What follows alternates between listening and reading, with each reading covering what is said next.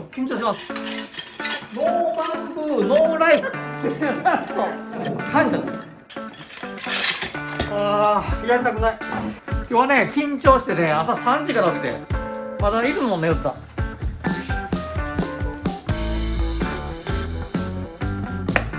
靴はね、龍馬ブーツです。いや、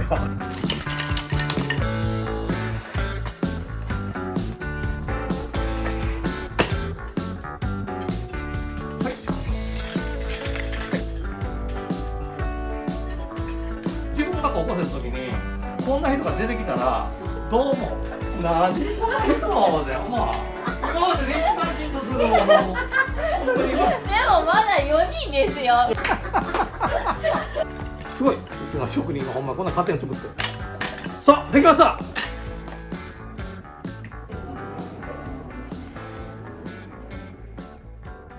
早速社長さんの話を聞きたいと思います。山岸社長、どうぞよろしくお願いいたします。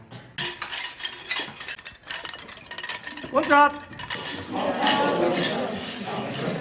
はい、皆さんこんにちは。竹人の4代目と言います。今日はですね、東北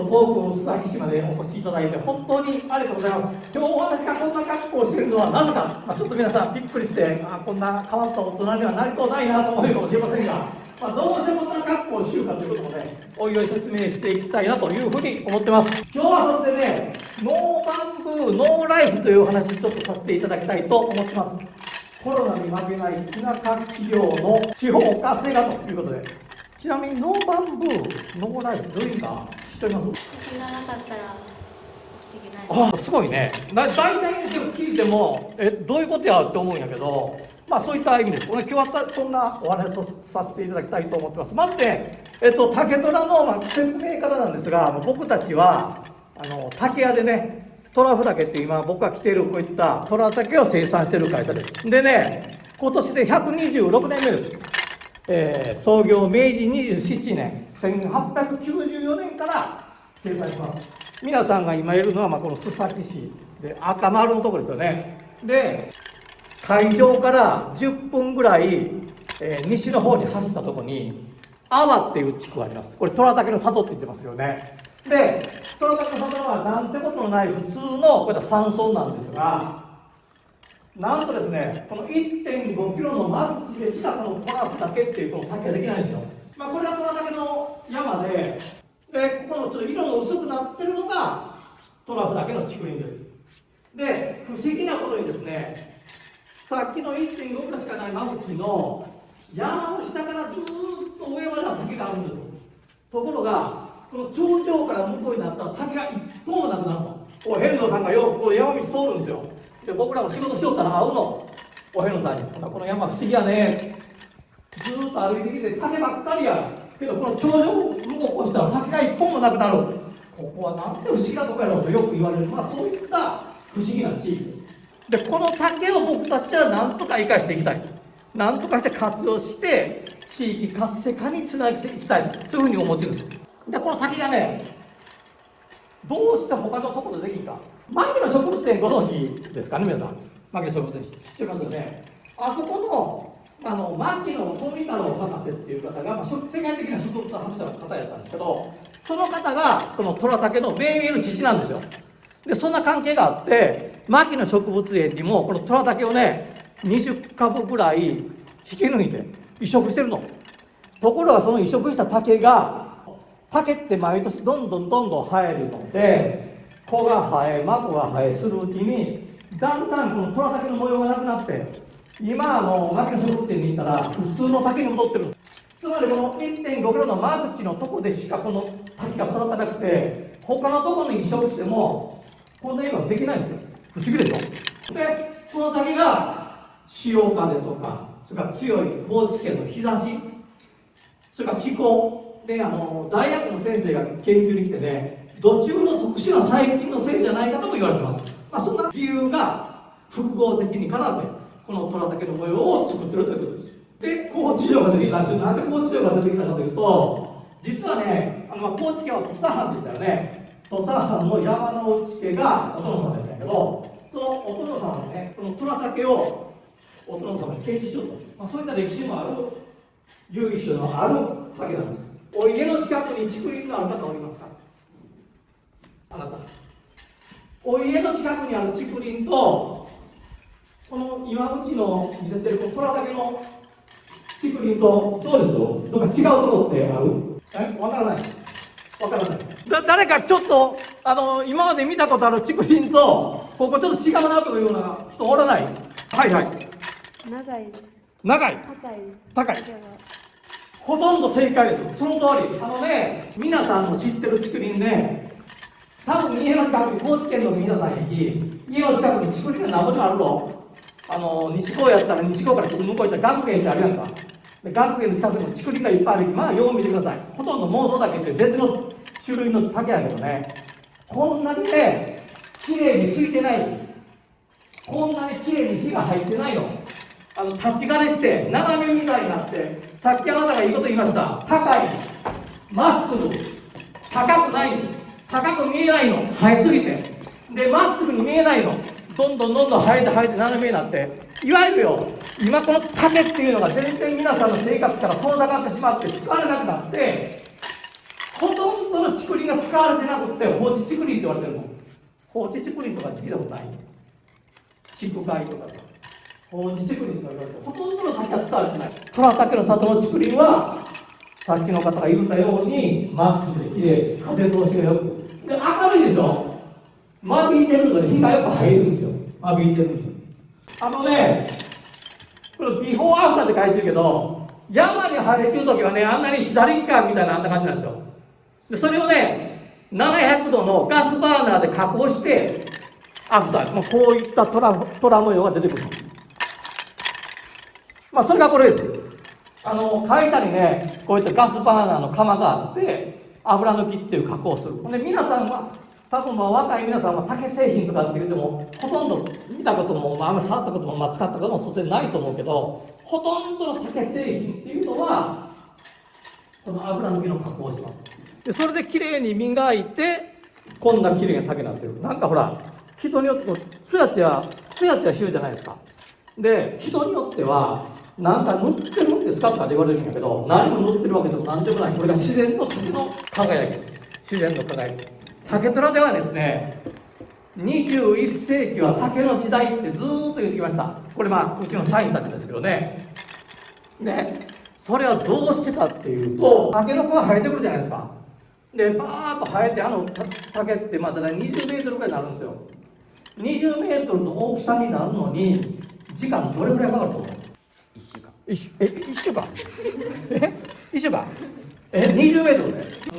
大体10年かなとか20年かなって絶対言うんですよ。竹っていうのはよ、タケノコからですよ。タケノコ、皆さん食べるんですよ、タケノコは。あれが生えてバーッと伸びて20メートルの高さになるのに、たったの3ヶ月しかかからないんですよ。3ヶ月で、3ヶ月で20メートルの大きさになって製品利用するのに3年でいいの。3年で。普通の木とかはさっき言ったように40年50年かかるかも。竹やったらたったの3年でどんどん使える。だから継続利用可能な唯一の天然資源って言われてるんですよ。でそういった竹林が、日本だけじゃなくて世界にいっぱいあるからね。だからこの竹をなんとか利用したいねということを言ってます。でですね、ここで一つ青竹踏みのお話をしたいと思ってます。青竹踏みって知ってる方おります？本当に一人も知らん。青竹踏み、竹を半分に割ってこうやって踏むやつ知らない。皆さんが知らないのも無理はないと思います。実はね、2000年から、地元の大学生を中心にインターンシップっていうのをやってるんですよ。座ってインターンシップに来た学生さんにみんな聞くの。青竹踏みって知ってますかって言って。ほんなら今日の皆さんみたいにほとんど知らないんですよ。ところがですね、青竹踏みっていうのは竹を半分に割っただけで踏みして、そうすると足がむくんだり足が疲れたり疲れがすぐ抜く日本古来の昔ながらの健康器具で、僕の小さい頃は日本中の家庭の一家に一台必ずあったようなもんなんですよ。その青竹踏みを若い皆さんが今日みたいに知らないので、これは竹が忘れられちゅうと。日本人と竹っていうのは何千年もずっとお付き合いがあったのになくなってしまうなと。日本の竹文化はこれで途絶えてしまうんじゃないかとものすごく危機感を持ちました。でそこで作ったのがこれなんです。これはね、2016年の6月に完成したんですけど、これは電気自動車です。竹がさっき言ったようにものすごく成長が早いじゃないですか。環境に優しい素材ということで皆さんに言ってもらっているので、この車を CO2 を排出しない電気自動車で作りました。でこれをどうして作ったかというと、普通の製品とか花籠とか竹籠とかザルとかって今までの製品だと皆さん何とも思わないでしょ。欲しいとも思わないし、一体何やろうと思わずにスルーされてしまう。皆さんに関心を持ってもらわないので、若い皆さんに中心、あるいは都会の人に関心を持ってもらいたいなと思ってこの車を作ったんです。この車やったら自分の方からお客さんの中に入っていくことができます。そういったことでこの車を作ります。でね、今日は若い皆さんなので、多分何年生ですか。ほんならこれからまだ2年3年ってあるわね。でほとんどの方は進学するでしょ。で進学してで社会人になっていく。でそんな中で皆さんもこんなことしてあんなことしたいという夢があるかもしれない。あるいは会社をされる方、それから何かの事業をされたいという方ももしかしたらおるかもしれない。その時に田舎の会社なんかが光が当たったなと思うというのは、クラウドファンディングっていう仕組みです。クラウドファンディングってご存知の方おります？いや、すごいですね。クラウドファンディングって何かというと、主にインターネットを活用して不特定多数の方から資金提供を受ける方法だよということです。クラウドファンディングのすごくいいとこはね、そのお金が集まるというほかに、自分たちがこんなことしてますよと、自分たちはこんなことしたいんですよと、自分たちはこんな竹ありますよっていうことをメディアの方にいくらでもこうやって言っていけるんですよ。新聞であったりテレビであったり、もちろんインターネットのメディアもそうですね。どんどんこういうふうに活用してもらえる。で多分ね、その皆さんって今高校1年生でしょ。未来はすっごい明るいです。今までは大きな会社に行かないか、東京に行かないかとかいろんなあったんやけど、今全然そんなことで自分たちがあなたがそれぞれ別々やりたいことってあると思うし、得意なことってあると思うんやけど、それをいくらでもいろんな人に何とでも知らすことっていい。自分がこうなりたいと思ったら限りなくそこに近づけることが簡単にできる。昔から比べたら。でそれは全部インターネット使わないけどね。でさっきのね作った竹トラクター、横浜まで1000キロ走ってきました。電気自動車なんでね、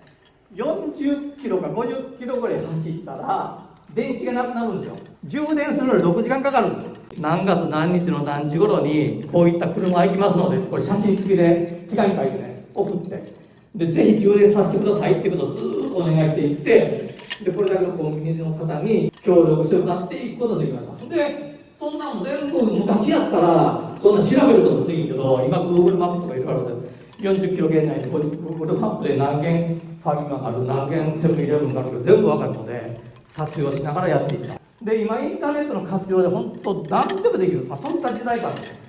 1000キロ走って横浜まで行ったんですが、でですね、このクラウドファンディングにお金をいただいたらリワードって言って返礼せないかんのですよ。お返しせないかんことがあるので、今回じゃないけど竹トラクターを作った時の一番のその金額の大きなお返しリワードっていうのはこれなんですよ。日本唯一虎竹自動車で竹虎4代目という一生に一度のスペシャル虎竹の里100年続く竹の感動ツアー1泊2日っていうツアーなんです。でこのツアーにぜひお金を出してくださいっていうことを言いました。だけどね、こうやって書くとなんか大苦しいけど、このツアーの内容は何かというと、僕たちと一緒に職人と一緒に山に入ってで虎竹の里で竹を切って、その竹を運び出してで選別してで自分たちで加工して、その加工した竹を僕たちが好きな角であったりザルであったりなんか分からんけど、その人の好きな製品にして作り直して出来上がった竹トラクターでご自宅まで配達しますよと、僕がね配達しますよっていうそういったツアーなんですよ。自分が山に入って自分が竹を切って自分が成畜するんですよ。この話をクラウドファンディングでこんなツアーをしようと思うけど、みんなどう思うって聞いたら、みんな職人はこんなんにお金払う人なんか絶対おらんよってみんな言うから、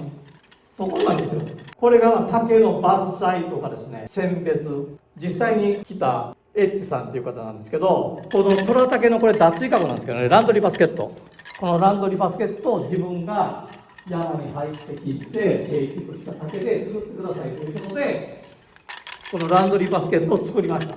で作ってこの人のところへお届けするんやけど、この1泊2日のツアーっていくらと思います？これ1万8000円。 1万8000円、4万4万出す2万7500、 1万。1万。まあ普通に考えたらね、それぐらいのもんですよ。常識的に考えたらね、私は2万欲しい、3万欲しい、5万欲しい、欲しいですよ。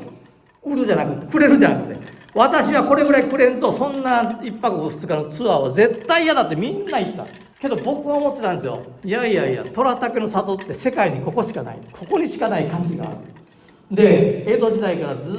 と守られてる文化がある。もっともっとこの価値を認めてお金出してくれる人がおるはずや。で、つけてた値段がこれです。100万円。1泊2日で竹林に来てくれて、自分で竹切って出して、油抜きして成熟して、で、やるのが100万円。一番最初になくなりました。一番最初にこれが。これすごい大事な話ですよ。高知県に帰ってきて仕事したいとか、高知県の地域づくりしたいとか、高知が好きやけど高知に降りたいという人どれかおりますか？あんまり先生いないですよ。今風ですね。まあいいでしょう。今70万人県民にあるけど、それは50万人になってるはず。それぐらいどんどん人減ってるから。けどそれでも地域資源って高知にしかない、高知しかない戦い方とか、高知にしかないものの情報発信っていうのを必ずできるはずなんやけど、この中だけど地方に帰ってきて、あるいはどこ地方でも高知だけじゃなくてもいいんですよ。どっか地方に行って、地方の活性化とか、地方から東京に、あるいは地方から世界に情報を出したいと思うときに、ものすごく大事な考え方がここに詰まってるんですよ。虎竹の里ではもうこんなん誰も価値認めてない、誰も知らない、まさかこんなお金出すはずないよって言われたツアーに100万円の値段がついて一番最初に売れるんですよ。価値を一番知ってないのは自分たちだけなんですよ。で、高知もね、まだまだこういった価値が大変売ってると思いますよ。自分たちではそんななんともない、自分たちではこんなもん売れるはずがない、価値もないと思ってるのがいくらでもあるけど、絶対にあるんです。こういった僕たちの虎竹の里にもあったんで、これはね、ぜひ若い皆さんで忘れずに大きくなっていただきたいなと思います。で、そんなことしよったらね、このワールドバンクコングレスっていうのがあるんですよ。これ世界竹会議って言います。世界50カ国の国と地域から500人の竹の専門家が集まって、毎年3年に1回ぐらい持ち回りで世界を回ってやってるんだけど、去年、一昨年か、第11回ワールドバンクコングレスというのはメキシコのハラパっていう町がありました。で、僕はこんなことしよったんで、僕を見つけてくれて、メキシコのハラパまで基調講演に行ってました。で、その基調講演に呼ばれた時に、せっかく行くんやったら竹トラッカーも持ってきたいなと思って、竹トラッカーを船で運んで、マンダリーノって書いてるけど、このマンダリーノの港につけて、また陸送で1000キロぐらい走るんやけど、走ってこの会場のハラパまで運んで竹トラッカー乗りたいなと思って、ここでもクラウドファンディングなんですよ。車持って行って帰るだけで300万ぐらいかかるんですよ。けどその300万円なんとかせっかく世界竹会議で基調講演し、せっかくこんな機会で一緒に一度しかないんで行ってこの車乗りたいんです、運ばせてくださいって言ったら、田舎を助けようという人が今いっぱいおるので応援しようという人がいっぱいおる。で日本って全然捨てるもんじゃないし、そんな人がいっぱいおってすごいいい国なんですよね。はい、いい国だとその時すごい思ったんやけど、お金を出してくれてハラパということになりました。メキシコの街を竹トラッカーで走ることになったんですけど、もう何がすごいと言って、僕たちの虎竹の里は700人しかいない小さな村です。けど700人しかおらない小さな村のこの田舎のおじさんが竹の車を作って走った動画が109万回ですよ。地方からの情報発信っていうのもすごく今やりやすい。で皆さんは若い人これからなんで未来は明るいというかさんさんと輝いてるんじゃないかなと僕は思ってるんです。でね、このメキシコでもまたつながってですね、このメキシコの大会にスペインからイバンさんっていう人が来ました。イバンさんっていう人が。でこのイヴァンさんがあんた面白い車作ってるね。で、今度、実はスペインで、ボックスカートレースっていうのがあるんよ。それ来てみんかいっていうわけです。で、アメリカとかね、ヨーロッパでは結構人気のあるスポーツで、エンジンのついてないね、車体とタイヤだけの車で、坂道を下る坂道レースなんですよ。フランスの国境のあたりなんですけど、このバスクのとこに、ビトリアっていう町があるんです。ビトリアって。でそのビトリアで開催するレースに来ませんかということを言われて、普通やったらそんなわけのわからんやったこともないレースもういかんようと思ってたんやけど、一回その現地を見に来てくださいっていうんで言っちゃったんですよ。そしたらね、このビトリアって町は EU の環境都市にも選ばれたぐらいの昔からの古いこういった石畳とで緑の調和する素晴らしい町なんですよ。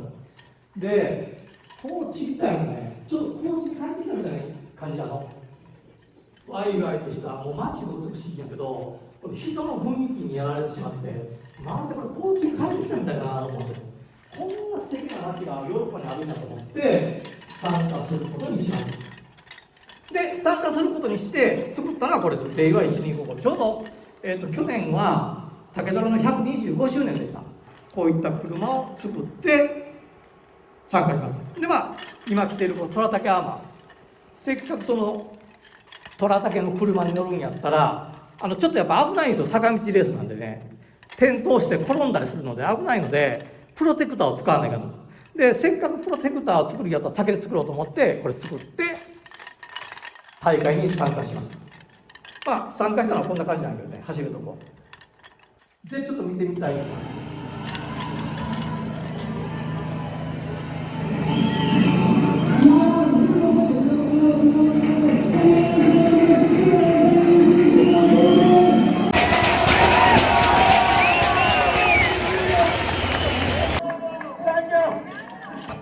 こういう取り組みしたんですけど、そしたらですね、新聞とか、もうスペインの新聞ですよ、スペインの新聞とか一面にガーですよ、空港でパッと見て、新聞とか置いてあるじゃないですか、その新聞が僕だったりするんですよ、すごいでしょ、もうただの本当、田舎の小さな20人しかいない会社の、これは取り組みがですよ、こう伝ってついにこんなになってしまう。これ全部インターネットがベースにあるんです。でこの時にですね、竹チームということにして参加させてもらったんやけど、特別感謝賞をいただいたというようなこれは取り組みをしたりしてます。でですね、今年は、コロナでね、いろんな予定、海外の予定がいっぱいあったんやけど、それが全てチャラになって家におらないか、その中で9月の18日っていうのは世界竹の日っていうんですよ。世界竹の日、ワールドバンブーデイっていうのがあります。でこれは本当に世界中に、日本だけじゃないですけど、竹って中国、アジアもそうやし、ヨーロッパでもあるし、アメリカなんかで結構竹って人気なので、皆さん9月の18日を祝うというイベントがあるんです。そのイベントに参加しようと思って青竹踏み体操というのを作りました。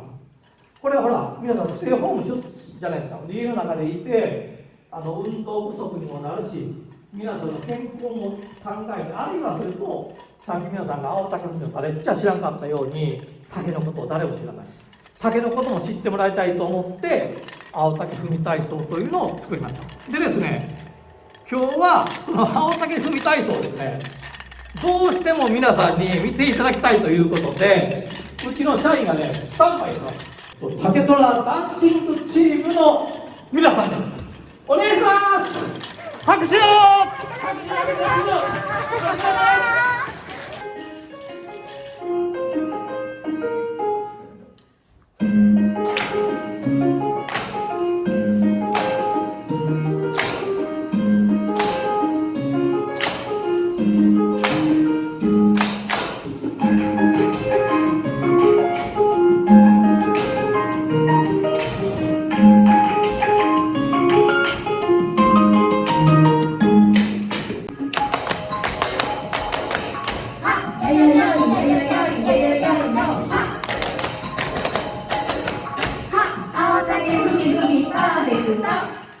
はい、どうもありがとうございました。拍手お願いします。ですね、こういった最初を作って、青竹吹きの告知とともにですね、でこれをほらただ作るだけやったら、昔やったら作っても誰に知らせることもどうすることできなかったんですけど、今 YouTube とかでどんどん拡散できる、これ本当にいい時代になったんじゃないかなというふうに思ってます。でですね、虎竹の里っていうのは自然豊か、のどかなこういった町でね、竹練りって言ってね、虎竹を使った昔ながらの踊りがあったりとか、それから風光明媚な JR の駅があったりとか、本当にその素晴らしいところなんですが、自分たちはね、竹の6時化ってよく最近聞きません？自分たちで加工して、で第三次産業、自分たちで売ってエンドユーザーに届ける、これがインターネットの出現で簡単にできるようになったんで、これからどんどん6次化を進めていこうと思ってるんですけど、6次化をすることでこういった田舎でも高知でも非常に明るいビジョンが描けるんじゃないかなと自分たちは思ってるんです。でこれをねどんどん進めていこうというふうに思ってます。でですね、最後に竹虎流三大奥義という話をして終わりたいなと思っています。この 1×1×1×1× これ12回かけてるんですけど、これ答え何ぼです？1ですよね。でこれなんで12回かというと毎月の話なんですけど、今月も同じ、来月も同じ、次の月も同じ、12回繰り返して1年経っても同じ位置にしかならないんです。ところがですね、これは分かりますか？ 1.1 を12回かけて、今度は 1.1×1.1×1.1 これ12回、今月ちょっとだけ頑張る、来月もちょっとだけ頑張る、その次もちょっとだけ頑張る、ちょっとこれ12回繰り返すとなんとですね3倍です。 3.14 になるんですよ。でこれって皆さんのその学校の今日今 1年やったら1年で、2年やったら2年3年で、もっともっと社会人になったらもっとですよ。社会人の1年ってすごい大事なんですから、社会人の1年目の月給が10年後の自分の月給だとかいう話もあるぐらい大事なんですけど、でそれはどこで違いが出るかっていうところの毎月の過ごし方なんです。もうその月2倍も3倍も頑張らなきゃいいんだけど、ちょっと頑張る、その積み重ねでこれだけ違うってことです。誰でもできることを誰でもできないぐらいやるってことです。例えばその自分たちやったら、特に僕たちの田舎で力もない才能もないお金もない、何ができるかなと、みんなができることでも毎日できるぐらいやると思って、もう大体もう15年近くになりますかね、2006年から毎日ブログを書いてるんですよ。30年ブログ、竹虎4代目が行くというブログをね毎日書いてます。でそれを例えば毎日やるとかね、1週間や2週間やったら誰でもできるけど、10年15年書き続けることは無理なんで、ちょっとやっていく、そんなことで皆さんもねぜひね、その自分でも誰でもできることを誰でもできないぐらいに、これ誰でもできることなんでぜひやってもらいたい。それと大きな単位なんで、最後に生き残るものは強いものでも頭のいいものでも常に変わり続けたもの、これよく言われることなんですけど、不易流行、いろいろ変わりながら変えないとか変えないで、変わるとか変わる。竹虎も竹っていう一本の背骨がありながら、売り方とかそれから売るものってどんどん変わってきました。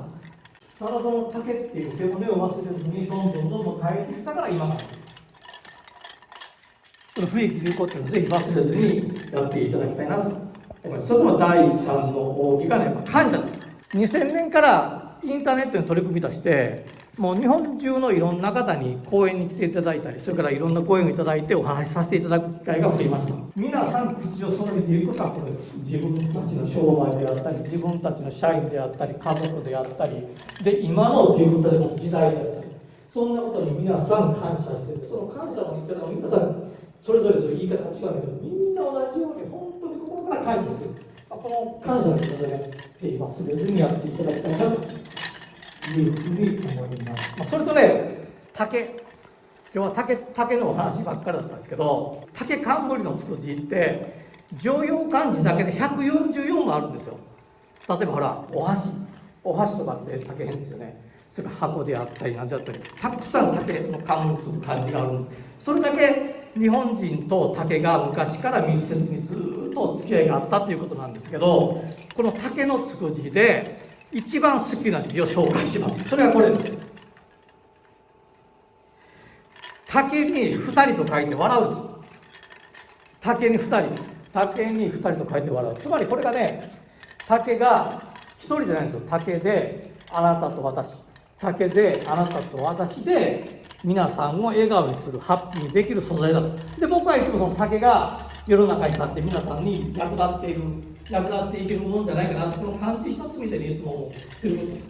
今日のテーマであるノーバンブーノーライフ。僕の場合はノーバンブーノーライフ、もう竹のない人生はない、竹がなかったらもう生きてる価値はないぐらいですけど、皆さんはまだまだそんなものはないと思うんですけど、多分ね、皆さんも、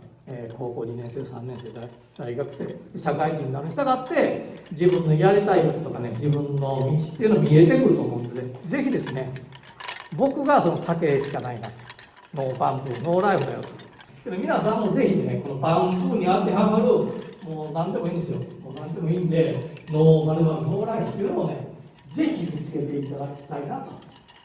思ってます。で、思ってね、ぜひ人生を謳歌していただきたいなという願いを込めまして、この拙いお話を終わりたいと思います。どうもご清聴ありがとうございました。